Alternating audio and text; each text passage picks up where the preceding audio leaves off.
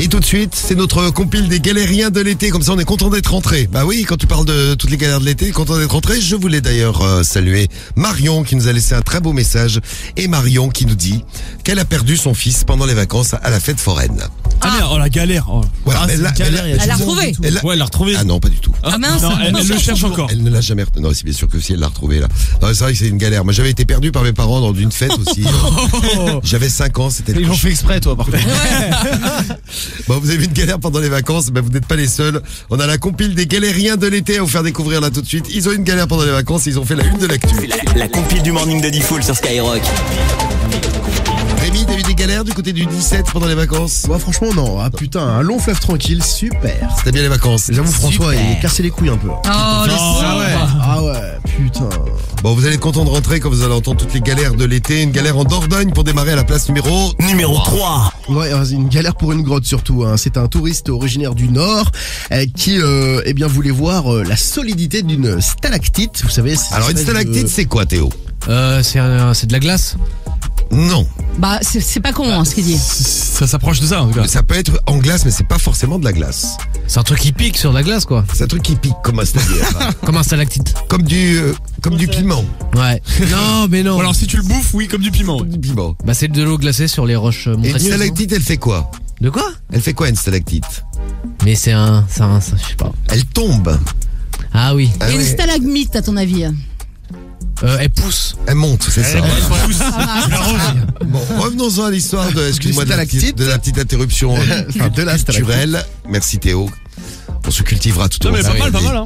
Donc voilà, l'idée de ce nordiste était de savoir si la stalactite était solide. Hein. Il a voulu faire le scientifique. Bon, elle pesait 10 kilos, elle mesure environ 30 cm. Pas de problème. Il a réussi à la détacher très facilement. Le souci, c'est que elle avait quand même 60 millions d'années. Ah oui.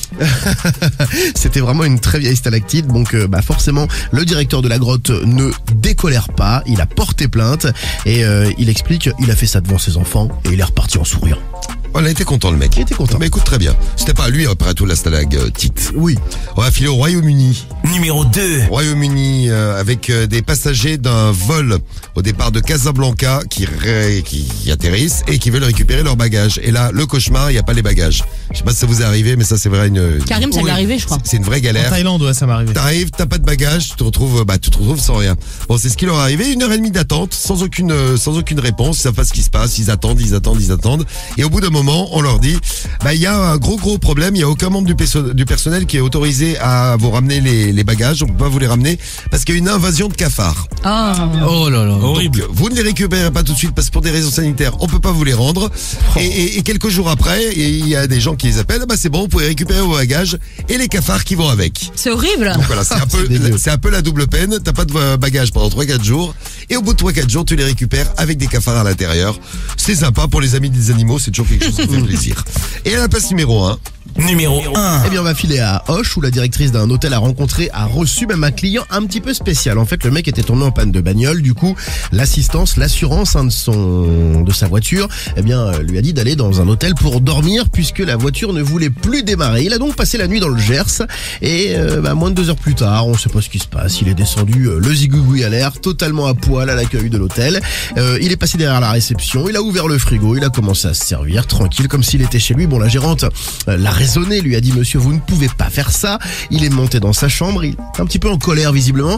Dès qu'il s'est réveillé le lendemain matin, il s'est barré de l'établissement complètement à poil. Il a couru, il n'a pas payé, il est passé devant tout le monde. Et puis les femmes de ménage, quand elles sont montées dans sa chambre, ont même constaté qu'il avait fait ses besoins sur le sol de la chambre. Bref, tout allait bien dans la tête de ce mec. La directrice, bien sûr, a porté plainte. Très bien. En fait, la galère, c'est plutôt pour la directrice que pour le mec qui était en vacances. Oui. On sait pas si c'est le mec qui attendait ses bagages, si c'est pour ça qu'il était à poil. Ouais, voilà, il avait pas de bagnole. Les galériens de l'été.